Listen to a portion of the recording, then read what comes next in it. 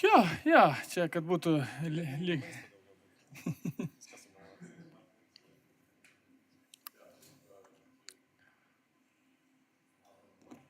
Rasa, 1, 2, 3. Can you hear me? Ne. Vienas biški pagarsink.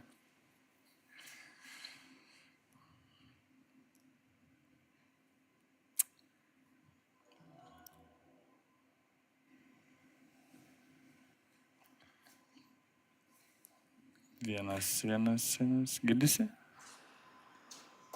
Bet labai kažkaip mažai. Biški dar pagarsink.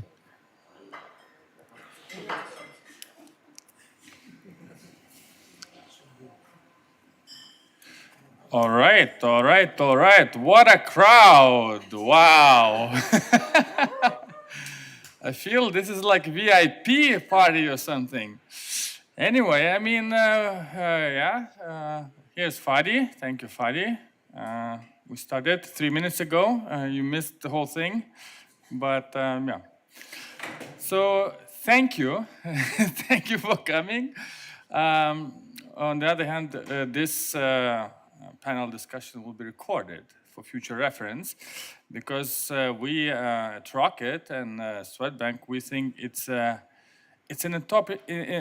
important topic for startups, how to work with the large corporates. We have a very competent panel here today to prove my words, right? So let me introduce them. I will go from my right to left. We have Marija Kiesnere, Head of Business Development at Helve, Latvia. So we have a representative from Latvia. And she's also ex-CMO at TechChill, which will happen pretty soon, I guess, right? All right. A round of applause to Anna. Woo! All right, next to Anna, we have Arvydas Plėta, Innovation Partner at Katalista Ventures, and ex-Head of Innovation at SEB. Round of applause for Arvydas. We also have a representative from Swedbank Estonia. Her role is Startup Segment Manager. Also, she has some experience at SEB because she was a manager of Innovation Center at SEB. Are those two related in some way? Probably, yes, I guess so. Probably we met once or twice. Yeah. Cool. And and Triin is a founder of a startup, Katet. Sorry, you are, right? A startup of Katet, or ex-founder. I tried to Okay, so you have experience, right? Okay, perfect. Your applause to Triin. And we also have Ilja Polivanovas, co-founder of many companies like Enga System, Revalon, Cherry Media, which has well-known portals like Beta LT, Gruppinis LT, etc. And he's also a member of Lidban. Your applause to Ilja. So as you see, we have all 3 Baltic states covered today. And yeah, we are ready to dive into a topic of how startups should collaborate with the corporates. So I want to start with successful use cases. So please, if you can share, each of you, when a startup provided a successful B2B solution to a large corporate in your respective experience or country. So please, I can maybe start with Ilja. Yeah, sure, whatever works. Does that work? Maybe we can use that mic. Okay, hello everyone. Yeah, if it starts from us, so probably we don't want to go some far from us because we already have some successful cooperations with large enterprises by our own companies, including the same Enga Systems, which is producer of the Challenger platform, which is used by a number of banks in Europe, including the Swedbank here. We also had different other companies, like Gifty or Revalon, which worked in a number of markets, including Latvia, Lithuania, and previously Russia before all that stuff. And many large companies, including all telcos, banks, insurance companies, were our clients. So we may present it like a good example of how small companies can work with the large ones. So to be short, maybe, yeah. You have many examples. Yeah, even from our own portfolio. Perfect. I think there are more that kind of invisible partnerships. Some back-end stuff, some platforms, something. But maybe one thing to bring as an example that if you are Swedbank customers, or if you're not, then maybe you can imagine that in your app there is a financial planner. And this is actually built by a startup called Enga. So I think that's a really good example when bank stays to its core business, but startup helps to offer extra value for the customers. It would be much easier to name a few not so successful ones. But as the topic today is to name a successful one, in my mind, because we are here in Lithuania, I mean, we all love basketball probably. So one which we also happened to facilitate was between Žalgiris and one Latvian startup. So it was IoT technology, helped to track players while they are practicing. So, and probably the success in that model happened because at the moment the team had a technology, hardware itself. The software was not comfortable for Žalgiris, but during the hackathon we worked together and understood that, we can change the attitude, we can pivot a bit, and we adapted, and in like 5 or 6 months we built a solution and we became a customer, and also Žalgiris invested to them. So I think it was a very great example. Very interesting sports with innovations. Anna. Yeah, thanks. What we do, we run pilot building programs between startups and corporates, and actually the very first pilot that was launched was between Rimi Baltic. I think all the Baltic states know Rimi. They integrated startups, Planjammers AI solution into their webpage. I don't know how it's in Lithuania, but in English it's Empty Your Fridge. So that was cooperation between Planjammer and Rimi, and basically you can just go on the webpage, write what products you have in the fridge, and then, and then the tool provides you with recipes. And that was the first pilot that was prolonged and now is a regular integration into the website. No longer a pilot, so would say a successful partnership there. All right, thank you for kicking this off with the really nice examples and stories, how actually, this has potential, right? Where the startups are in the right situation to have a successful partnership with the large corporates. All right, so success does not come easy, right? So the next question is about the key challenges that startups face when working with large corporates and how they overcome them. Ilya, you've been in many situations, I would say. What would you recommend? What are the key challenges for startups and businesses? You find the right person to talk about challenges. Actually, probably I believe everybody knows that working with large enterprises takes time. It's probably no secret, and everybody's talking about that. To emphasize that and maybe give some examples, the bigger companies, the bigger the solution is, the more complicated it is to go to doing a business, let's say. In our cases, we had sales which took from a year. We had cases when it took 3 years.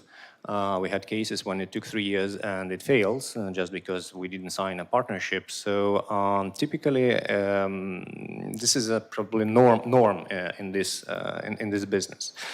Another issue is for startups. Let's say is a lack of maybe trust from the large corporate to this entity and to the solution. So typically you go to a pilot which financially is not very attractive. So the startup is, it's good when it works for peanuts or nothing at all. Second thing is that even after the pilot is successful, you are trying to convert that into a full scale solution or business. The same company is not willing to pay your fair price, fair market price. So usually you still have to provide the services for let's say a discount. Yeah, of course. And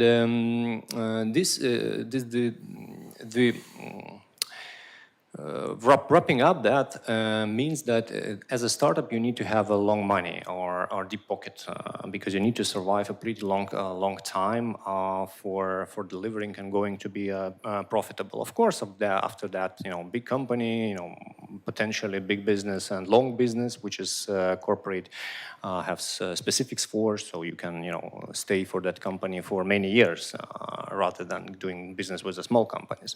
But this would be 2 points that I would point out at the early beginning without going into very details. Okay, thank you. Arvydas, you've been in many accelerators, and what would you advise the startups? What should they try to avoid? I think there are 3 things. First of all, you need to meet the right person in an organization. Many startups, they still think that, if someone works in Swedbank, so this is the right person because I want to sell to Swedbank. But in Swedbank, probably 2,000, 3,000 or 5,000 people are working, and each of them has their own agenda, own goals. So you need to understand you are selling to HR, to marketing, to sales, to someone else, operations maybe. So this is first thing. The second one, you need to understand that person. So probably it's not even one person. It's probably at least 3 people in an organization. You will need a decision maker. So this is a high level person. You need some kind of, let's say, ambassador or influencer. So the one, like if you are talking about marketing, so head of marketing will be that influencer. And the third one is the champion. So the guy or girl who will deliver your project, who will be responsible on that one. So all 3 of these people need to be onboarded. And all those 3 people have different KPIs.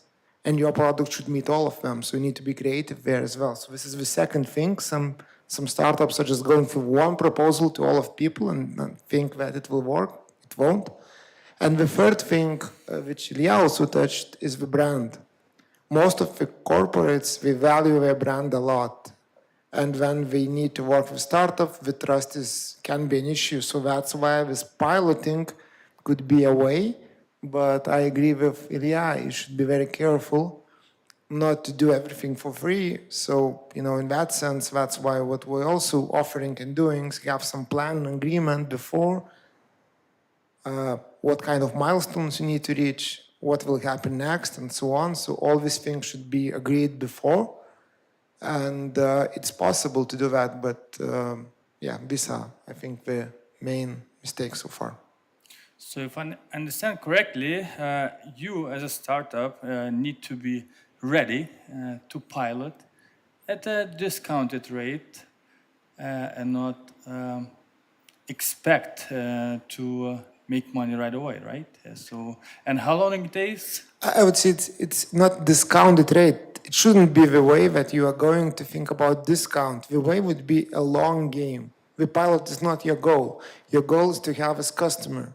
So if you think, okay, I need this customer, this is the service, but how to make this trust, that's the thing. Because if you have many customers already, that's okay, you can go and sell. But usually you don't have. You don't have any customers. Maybe you have only few and you need to prove. So that's the thing. It should last as little as possible to make your proof point. So, to prove that it works. 3 months actually is enough usually, but you need to, of course, agree and make a plan to make it happen. It's not so easy. Triin, Swedbank was mentioned. Do you agree with what you just said?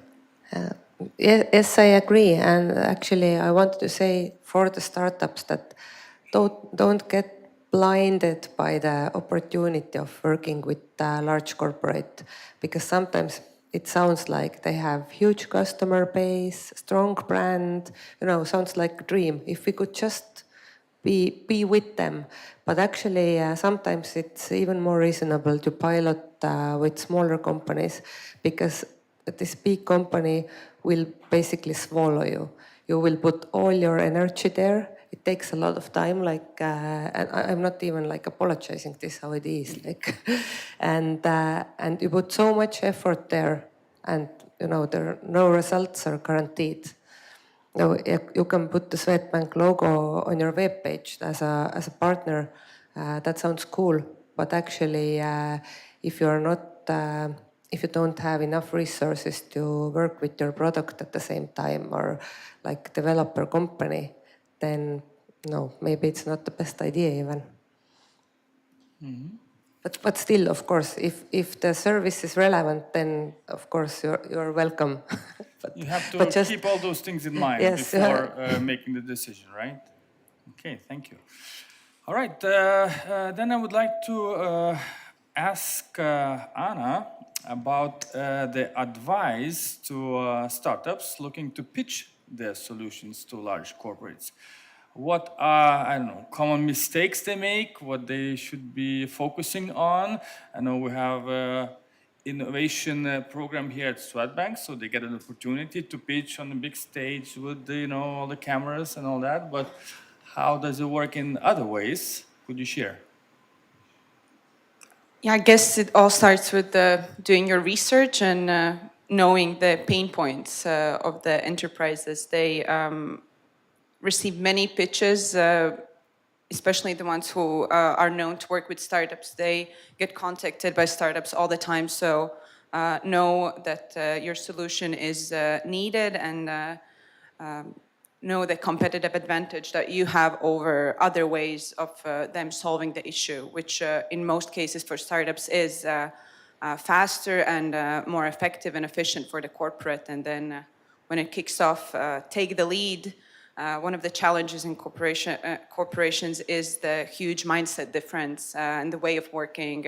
Startups are more agile and fast. Corporates have their processes and systems, but it's not only a challenge, it's a great learning opportunity for both sides. And in our experience, we see that if startups take the lead in managing and leading the partnership, it eases it for the corporates. Yeah. Anybody wants to add common mistakes? Ilya has plenty of examples. Maybe not common mistakes, but some insights or tips and tricks, what we have learned. First of all, you have to, based on that we have said just before, try to make the pilot as little as possible to reach the goal. So define the goal, what you want to achieve, do you want to have to this customer, and then try to not to boost the pilot to make it as big. Why? First of all, to make, if the pilot is small in scale, the minimal, let's say MVP or whatever, try to involve as little stakeholders as possible. Because if there are many stakeholders, there is always, interest conflict within a big company. So usually, some IT wants their own, ideas. Marketing has their own view and their own partners. They need to, have a hassle of that. So if it's possible, and ideally, if you have, one person who can make a decision, then it's good. Because typically in a large companies, you have, many people makes decision, and your idea goes to a board or whatever, and then it goes back and blah blah blah, and it again takes years. Another thing is in terms of money. Maybe sometimes, making a pilot and trying to narrow it down to some kind of experimental budget would be a good idea, because if your pilot, let's say, reaches some level of some level, it may go to some kind of financial and financial decisions and so on. But if you fall, I don't know, whatever, 10,000 below the 10,000 euro, the department which is you're working with can make a decision on their own. They don't need to get confirmation from other interested parties or budget owners. Maybe another insight what we have found is that usually it serves very well to work with international companies and companies abroad. Why? It's again because of trust. Sometimes the large company sees the startup and they know that the people or the company very well. It's enough to go to a public data, see that it's two people or 1.5 person company plus the dog, and how can the corporate trust because of course they need to understand that this solution which is provided could work afterwards. Will this company survive that year or two or whatever? It's a big question. So, but if you go for abroad, approaching international companies or maybe companies abroad, sometimes it works pretty interesting that those companies don't know you. So for them, it's an international startup, okay, and you can make your own image whatever you want. So you can draw whatever and how would you like. You can draw yourself like, we are an international company, blah, blah, blah. So it gives you some trust credit. Yet another maybe advice would be use external help, either by, let's say, acceleration program. It's what we're currently talking about, or another business which already have established relationship with a large enterprise. It could be a potential partner or a proxy, which can help you to open, not open doors, but pack your product into their proposition and sell it faster because they already have, all contracts or whatever. And sometimes it shortcuts you to do business with large companies. So that's what I wanted to add. All right, thank you. So from what I hear is that startups need to be prepared. Large corporates are, slow and complex. So how do you ensure that the needs of both the startups and the large corporates are balanced when working together? Like, how do you find this, or is there no silver bullet in this corporation? Does somebody have to maybe lower the expectations in this partnership just in order to work together?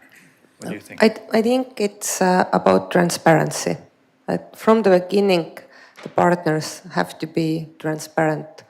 What are their goals? What are their needs? And so on. Because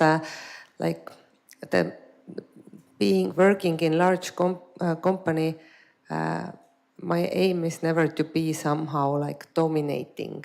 Okay, maybe sometimes, but normally not. But if startups comes to partnership, then that's not the situation. It's more like with competitors or something. So every partner is as an equal partner, and working with partners. Swedbank is in Estonia is one of the biggest companies, so most of our partners, marketing, cooperation, whatever, are much smaller than us. We don't want to overrule them. That's not the point, and that's the same thing with startups, because otherwise no one wouldn't want to work with us. For example, if we have right now we have a cooperation going on with Estonian startup called Beast. They are renting out Teslas, and we are really working with this partnership because we would really like this partnership to also work for the Beast company, because we already have like Tesla branded in our colors. We are representing ourselves with this cool and innovative and sustainable brand, and so on. But we would really like that also their business would be better with us, because otherwise there will be no next time for us. So I think, yeah, transparency is the key from the beginning. I see Anna wants to add. I also want, but maybe. Yes. I'll We be have quick. time. We have time. We still have time. Okay. We're okay. It's just adding on the transparency. It's easier when you join a program where someone facilitates the cooperation, because then you know the corporate has gone through the preparation, mapped out the challenge, and is fully ready. And even then, we always start with quite long goal-setting sessions. Everyone individually sets short-term, mid-term, and long-term goals separately, and then we sit together with the innovation facilitator and compare and align our combined goals, because at the beginning they very much differ, and corporate enters the partnership with in all cases budget aligned for the partnership, but still if a startup enters the first conversation with a huge number saying how much this will cost without aligning expectations and a pilot scope, it will scare away the corporate, and that is one of the reasons why, in our experience, only like 30-40% of these pilot corporations work out at the end. Yeah, I definitely agree with everyone. So I would say one of the things, is either you need some facilitator, like accelerator you are right now in, or some other ecosystem partners, and we have them. I mean, Anna and me here, we are both working on the same direction as well. Another one, maybe, because I also worked as an innovation manager together with Triin actually at NSCB. So in that sense, I would say that these innovation managers or innovation people are also a good contact for you. Some people say, no, just go and talk directly to CIO. I would agree that you can go and talk directly to CIO if you are, third-time founder, if you have everything you need, if you have all the connections. But if you don't, these people are the ones who will definitely meet with you, and then you can understand a lot about that organization. So this is another angle. What else? Which is important. So, to align the expectations, but that's what Anna also said. The session of aligning goals are most important. So you need to understand what are the corporate goals, what are your goals, and how to meet in the middle. And one just maybe advice, also small one, at least in the pilot phase, try to avoid IT resources from the corporate perspective. Try to avoid them to include any IT resources, because there's most scared resources for corporates. And I saw many pilots, in ROCKIT Impact Accelerator as well, which didn't happen because in the end of the day, IT resource had to be involved. So, maybe you have it white labeled, maybe you can show it different way, maybe it can be some kind of whatever nice things. And I think the Swedbank and startup in Estonia, the Compact was a good example, because their solution was like integration without any involvement of IT resources, an API which integrates very easily to Microsoft Teams or other platform, and you don't need to do anything. And even then we had lots of questions because of the security team. We had to check everything, but that was easier. So, this is, if to take one advice, I would choose this one. Thank you. Amen.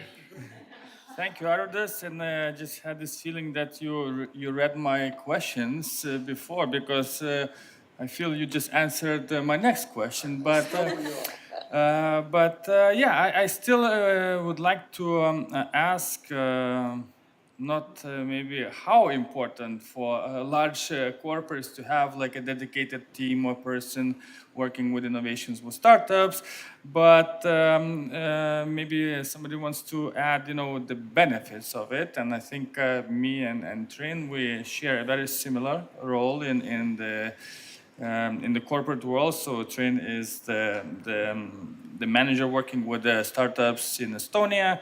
I'm the startup partnership manager here in Lithuania. So I know the benefits. Arvydas just mentioned that this is probably the closest or the best contact for the startups. So do you all agree? Do you see some issues with that? Do you? I definitely agree in that sense that we have 2,600 employees in Estonia.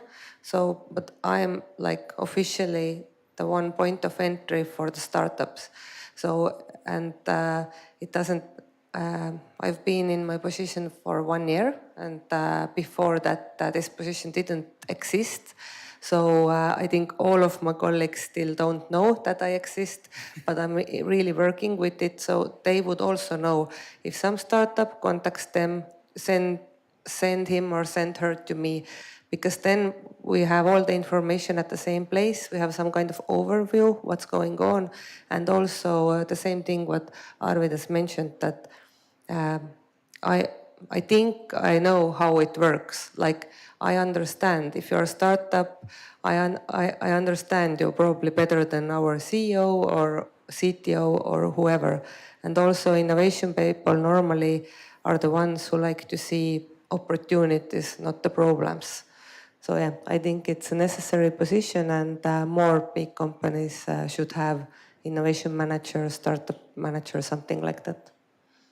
So yeah, Swedbank has it, SEB has it. So if you would like to partner up, Maybe it's not, if even an organization doesn't have it, you need to find that person, because I think this is the most important question. I mean, you can ask what can go wrong, and you will always find ways which can go wrong with a startup, because we all know that 80-90% of startups fail. So, it will always be things, but you need to find a person who thinks what can go right.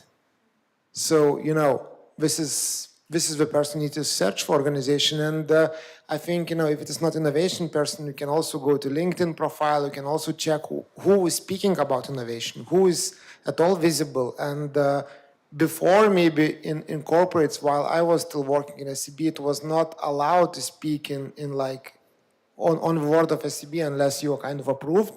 But now, I guess, with social media, you can find people who are not speaking on behalf of a company, but speaking on behalf of innovation, on behalf of startups and so on, and just related with that innovation, so that company. So I would offer you to meet these people, and now it's super possible because you can see everything. It's super transparable.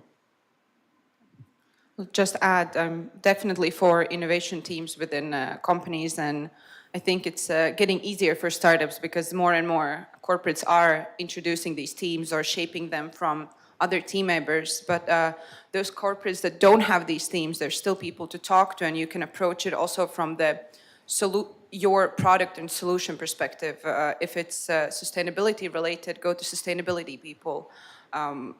If your solution matches their issue, even though if they don't know how startups work, they will probably hear you out. And there are different options in different companies, but I have to research everyone separately. There's sadly no one way how it works.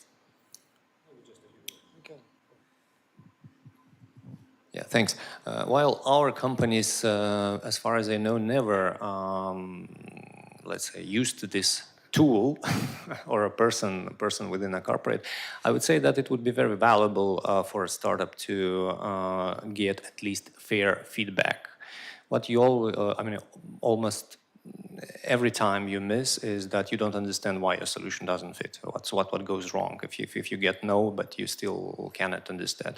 And these roles in large corporates is something that you always can call and look, guys, what's wrong? What we need to improve, and something like that. So the feedback, I would say, from my personal view, it would be the biggest value here.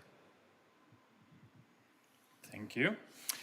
All right. The next question I would like to ask is regarding the pilots, the pilot phase, and Arvydas just mentioned. Swedbank had a pilot with Compact, offering a chatbot through Teams. But how do you ensure, and I will give an update after you all speak about the current progress of this pilot, but from your point of view, how do you ensure that the startups are adequately supported? What is needed? What can be done to make this process more effective, more efficient in the pilot phase? I can start, and definitely colleagues will add on. I think, this facilitation service is very important. From one point of view, you need to understand that not all the pilots will be successful, because what it means piloting, it means that you don't know that it will work, probably. Maybe you believe that it will work, but most of you don't know. You just believe, yeah? So that's one thing you need to understand, and maybe don't be super upset if it doesn't work. So this is one thing.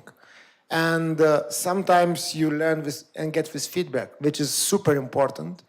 Because if your next phase probably to go to investors or go without investors, but usually it's go to investors. And I definitely know that investors are looking for these customers. Yeah, I mean, they're saying, so, whenever you will have this first big corporate, I will fund you, for example. So, in that sense, you can think, okay, it failed or it didn't, but if you get the feedback, you know what you need to do. So with this feedback, you can go to your investor as well. And this is super valuable, because without that feedback, if you go to investor and say, oh, I believe that, Swedbank or CB or whatever, or maybe, McDonald's or IKEA will go and buy my solution, investors usually understand that, you don't have understanding, you don't have a clue, just believe. But when you come back and say, oh, it didn't work out, for example, my security problems, whatever, or maybe I have some kind of, these things needs to be improved, and they know it because, we ran a pilot, it will be completely different talk. So I think this is one thing, collect this feedback on the way. Don't miss it. If you already start the pilot, they will definitely spend time with you. So listen to them, collect the feedback, and I think that would help. But, as I said and started, one of the things also try to agree on the goals, on the milestones with the corporate. So saying, okay, we will pilot this project for 3 months. We need to reach this and this KPIs. After we reach this and this KPIs, the second phase will be implemented, which means that we will go to whatever, some contract, and then, that's, so agree on these ones. If you can't agree, if corporate can't kind of commit, so try to at least to go as close as possible. Because if you will see that corporates are not understanding that at all, so how you expect things will happen after the pilot ends? No how. They will just test, and they will not even understand if it was successful or not. So this is very important for you. Understand the feedback, align with KPIs, and understand that it's an experiment. It can fail, but you will learn a lot, and maybe even the failing one, you will get the funding, because now you will know what you need to do.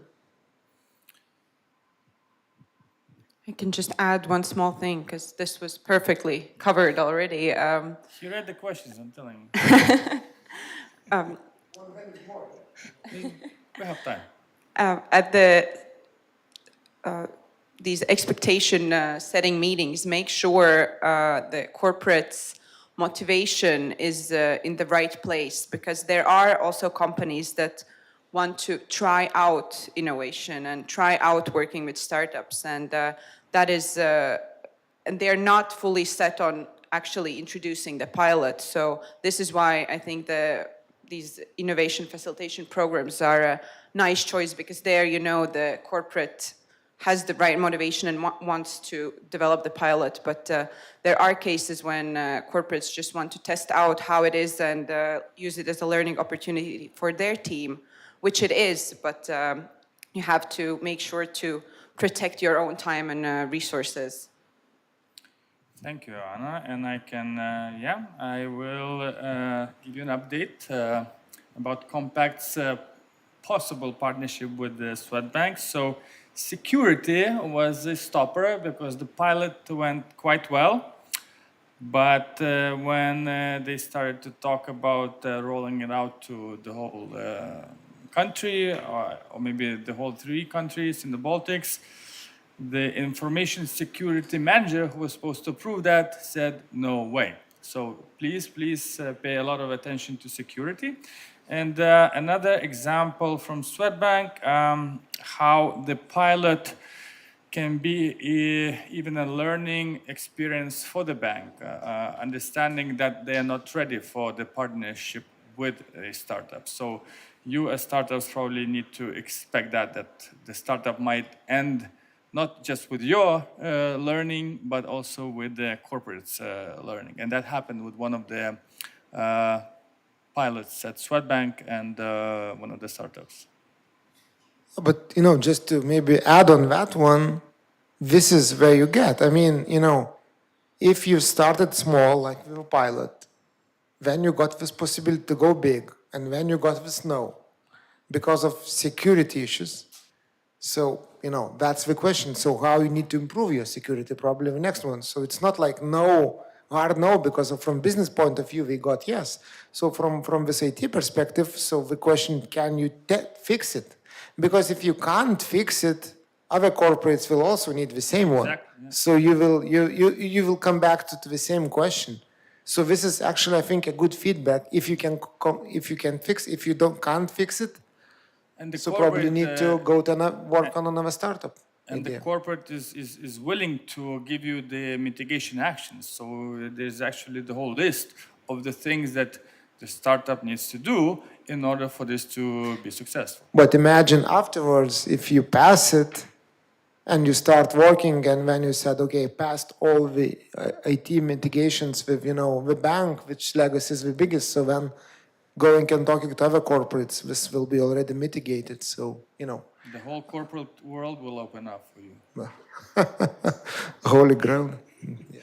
All right, we have 16 minutes left, 2 more questions. So let's talk about the role of accelerators play in helping startups to find and work with large corporates. So we have a couple of representatives of accelerators. So what role do they play in helping? Can we ask a question? Yeah, you'll have the whole hour for questions. Have you ever participated in any accelerator? Nope. I'm going to start my answer specifying what I mean with accelerator when I talk about it, because we call it corporate accelerator.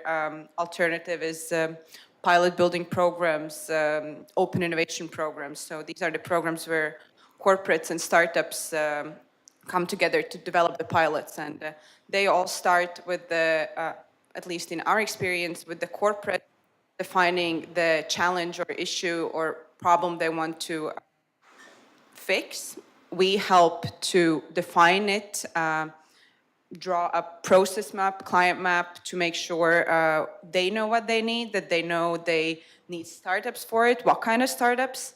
Then we find the right technology, make sure the startup teams are motivated and have the resources, because there are enough cases where startups think they also can take on this potential client, but then run out of resources and ruin a potentially nice future corporation just because of lack of resources. And then when all of that preparation is done, then the whole facilitation starts with the goal setting, which is all moderated, and then the co-creation program, which in our case is 12 weeks.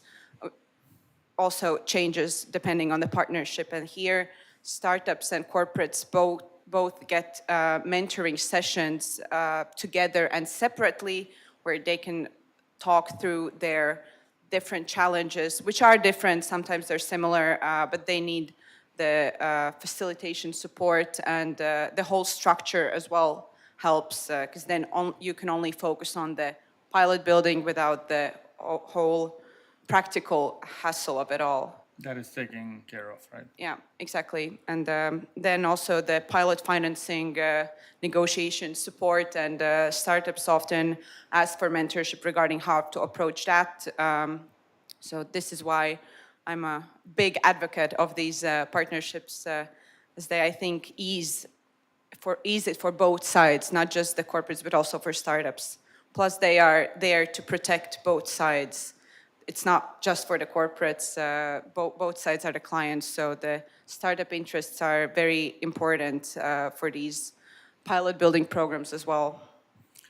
So, Arvydas, do you think accelerators are good for the startups? Yeah, go ahead. Interest or from accelerator side, equity or you're investing in this? We are not investing, not taking any equity. We're just facilitating, moderating this partnership.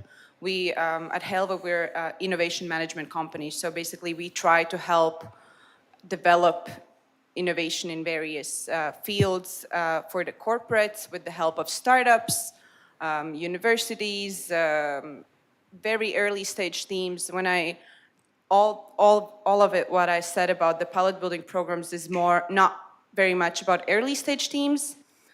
For pilot building, in our experience, you need startups who already have traction and first clients and product that can be adapted in 12-week program.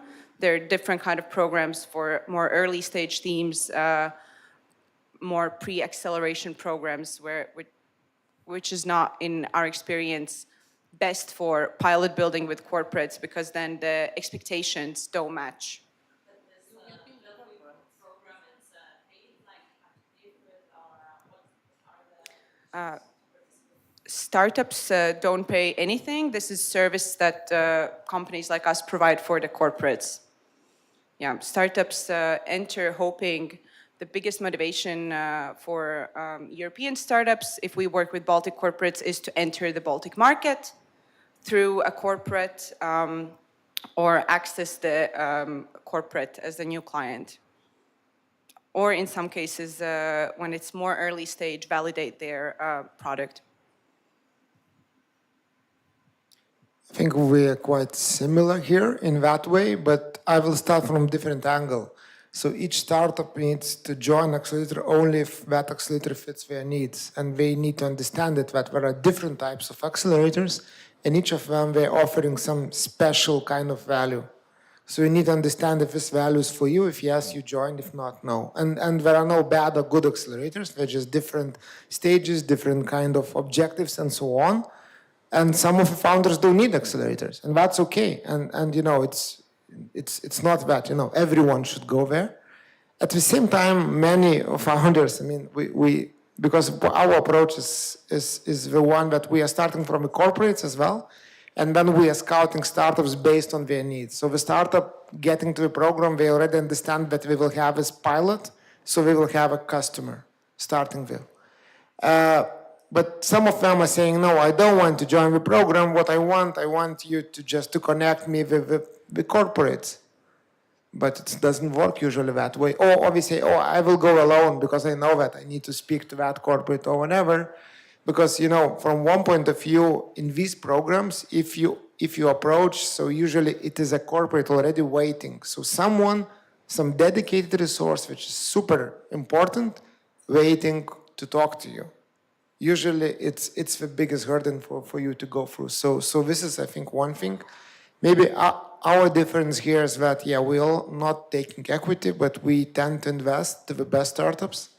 And by best, we mean that the ones, the founders, we found a common interest. And our intentions are to work with sustainability and impact startups as well, So, but you all impact startups, I guess, here, because, I mean, this is the impact program. Because you are early stage, and usually still in the pilot phase, you're early stage founders. So for us, it's super important to understand how you are acting on the field, not in your presentations, but acting actually in the pilot phase. And then we take a decision to invest based on that. Thank you. Anybody wants to add? Okay. And the last question of this panel is about the trends, what you expect. Do you see the bright future of the cooperation between startups and corporates? I heard it's easier through the means of social media to find the people who work in a large corporate with innovations or startups or whatever. So challenge me or agree with me. Who wants to start? I can start about the trends in that sense that I see that everything related impact is the future. Like no ordinary business. You have to have impact, and I think that's the key for success. Thank you. Let me maybe comment, challenge your approach that you can connect through a social media with some kind of decision maker or potential contact within a company. Yeah, it worked 6 years ago, maybe 5 years ago. You just find a person on LinkedIn and drop a message, and probably 30% that he will respond. Nowadays, it doesn't work anymore. People are getting, so bombed by robots, not robots, people, or I don't know. I mean, it's just flooding them with the messages. So decision makers are getting very resistant. So it's more complicated. That's my comment. That's fine. Thank you very much. I'll maybe just reply to Ilya comment that, yeah, you need to be more creative today. Not like it was 6 years ago, so that's the difference. But 6 years ago, it was to be creative to at all have a social media account. So maybe, this is all, you always need to be creative.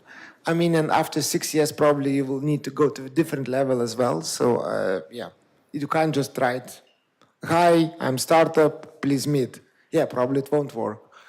But from the trend perspective, I totally agree with Triin that it's impact and sustainability. This is one area which is not yet so booming, but it will boom even more, especially in B2B, because everyone will need to comply to that direction. And right now, just many companies were figuring out how to report, but not to comply. After they will report, they will understand what we need to do, and banks will definitely help them in the way, unless you don't want any services from them. So then it will be a huge need of different sustainability services, that's for sure. But for that, you need to understand one thing. You don't need, I mean, in sustainability in the beginning, it was more like marketing. I can just say in my presentation, I'm sustainable. Now you need to prove it with your KPIs, with your metrics. You need to show the numbers. So I think, if you don't have these numbers, work on them, because this is the essential. So the question will be from the corporate perspective, how you can support their metrics in numbers with your solution. And if you don't have this question, figure it out.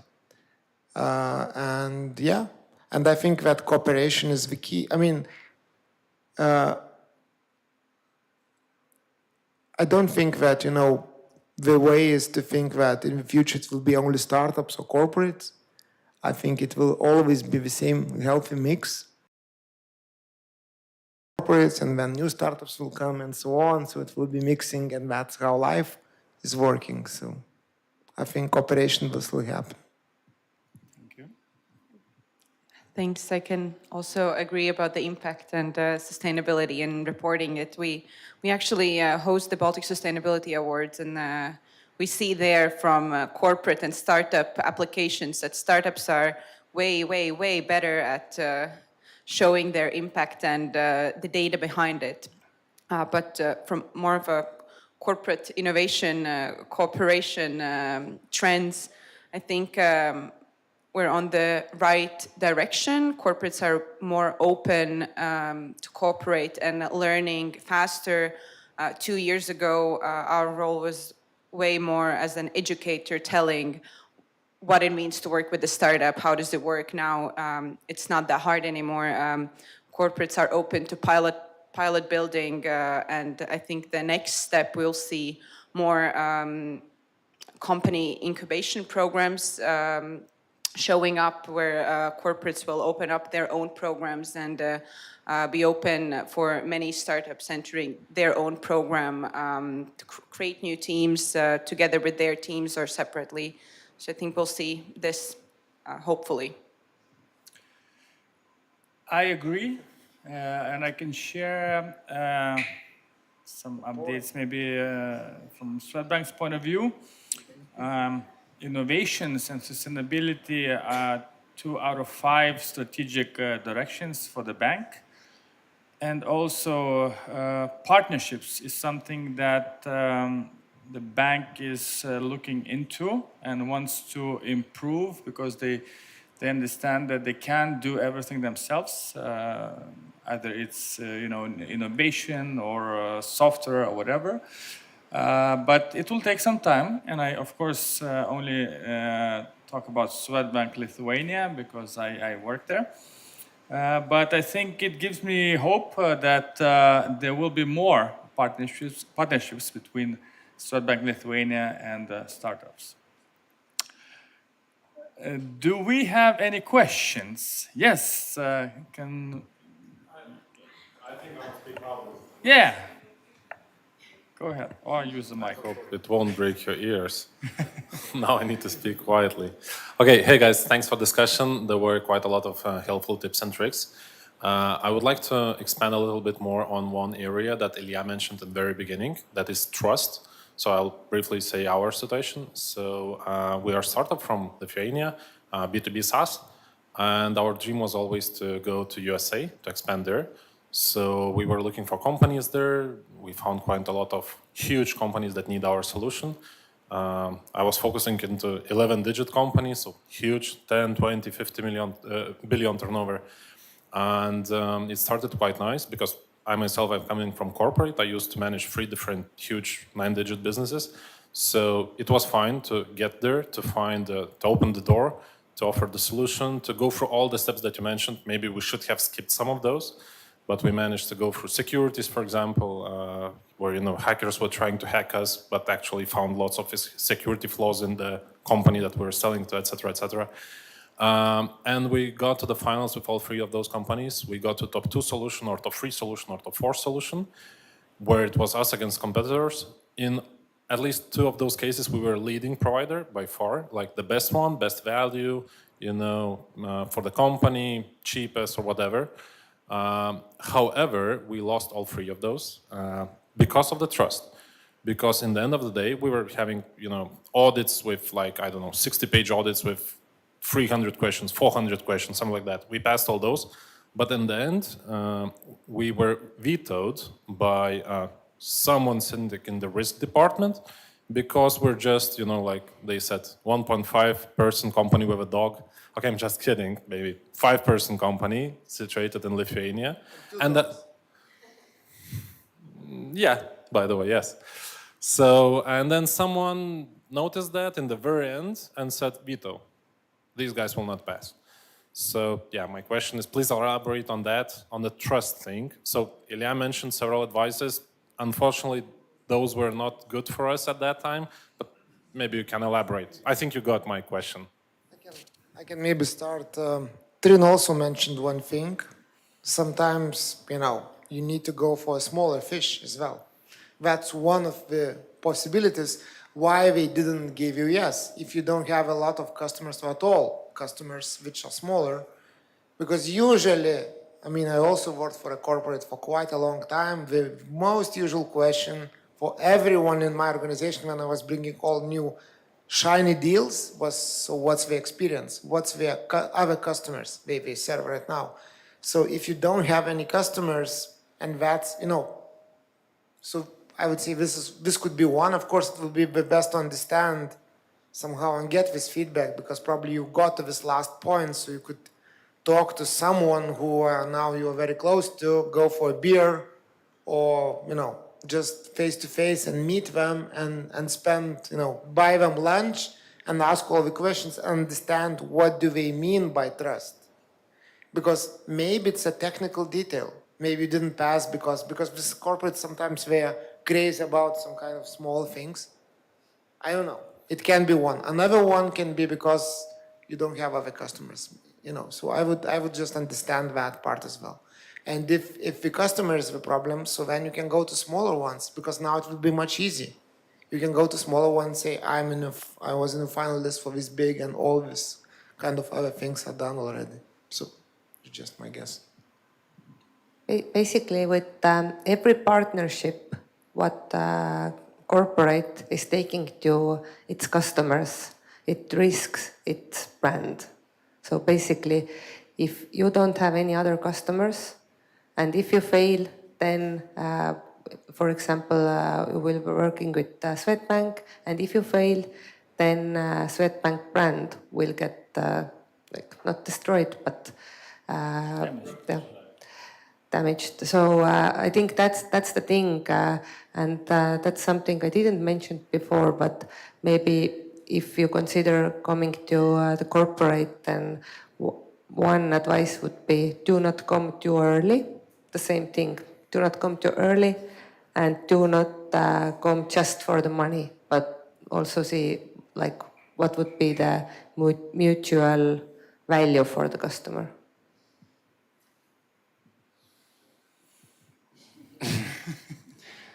Did I hear correctly that it was US companies? Forget about US. It's different, totally different. In corporate specifically, they don't want to work with the European companies at all. Especially from former USSR, whatever.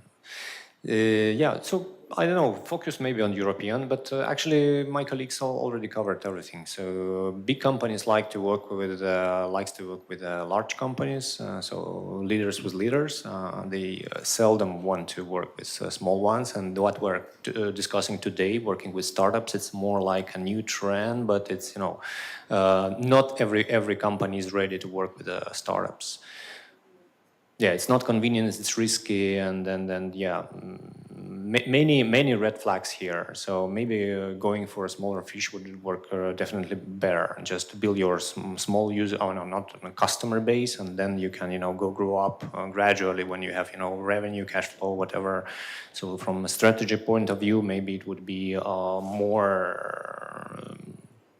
or better for you. But of course, the devil is in the details. We cannot 100% be correct because we don't know the specific situation. Thanks for busting the dream, Ilya. Well, that's reality. Any other questions? Yeah, I have a question. So you said before that we should avoid these situations when corporates try out some innovation and maybe to implement themselves. So sometimes I get this feeling as well. How can we avoid that?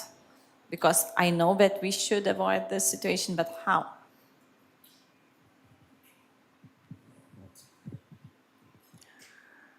I think you can never be 100% sure, but spend time exploring what is the need and challenge. The more in detail you go, the better you will understand. Our program, for example, is designed for corporates in 2 parts, and the first part does not involve startups at all. We just work with the corporate, mapping out the potential solution or product. And then before we start scouting or approaching startups, we sit down and see whether they really see going into a pilot further or no. And in some cases, many cases, they understand, no, we're not ready for the pilot yet. So in the exploration phase, the more you try to understand about their actual need and problem, the better you'll understand whether you're a fit for them. I can just maybe add that, which I already said before. I mean, if you have this agreement, at least in email, but the best would be to have a signed agreement, what kind of KPIs you need to reach. So this is one of the most important things. If corporates can't say what kind of KPIs we want to reach, so this is one a signal because we don't understand what we want. But in the end, probably you can help them to understand that. So you can agree that, okay, this is the KPI we'll reach and that's what's the next stage. That would save you in that, at least a bit in that situation.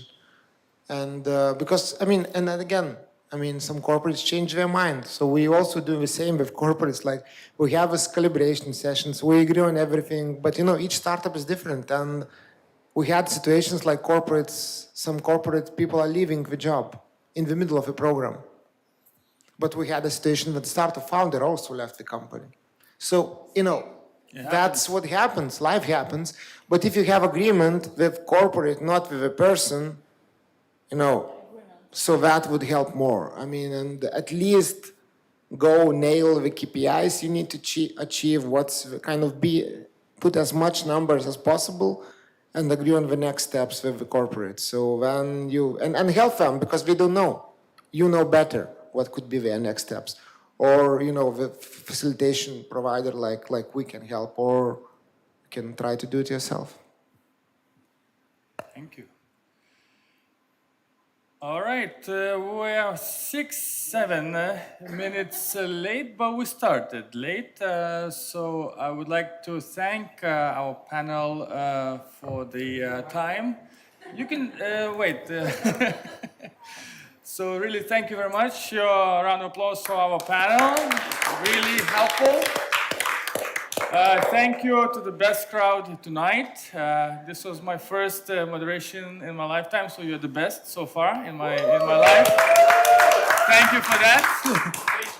Thank you. I will invite you to stay. I hope you will not leave yet. So please ask our dear panel your questions. Network. We have, I see. Those don't have the chips anymore. So please enjoy the snacks, the drinks, and please network. I think this is the best part of the event. So thank you and have a great evening.